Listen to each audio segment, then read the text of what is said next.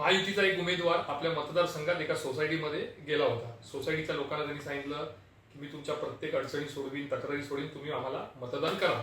त्यावर सोसायटीचे लोक संतप्त झाले. त्यांनी असं सांगितलं की काय तुम्ही सांगता आम्हाला, आम्ही गेल्या 5 वर्षात आमच्या अनेक अडचणी, अनेक समस्या घेऊन तुमच्याकडे आलो. एकतर तुम्हाला वेळ नाही, तुमच्या कार्यालयात लोक नीट बोलत नाही, आम्हाला मदत करत नाही, तर आम्ही तुम्हाला मतदान का करायचं. त्यावर तो उमेदवार म्हणाला की जे झालं गेलं ते सोडून द्या, यापुढे असं काही होणार नाही, मी तुमची योग्य ती खबरदारी घेईन, काळजी घेईन, असं आश्वासन दिलं आणि तो बाहेर पडला. उमेदवार बाहेर आल्यानंतर गेटवर आला.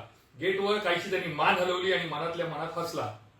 मला असा प्रश्न पडला की उमेदवार जो तिथे मान खाली टाकून उभा होता तो अचानक गेटवर येऊन का हसला.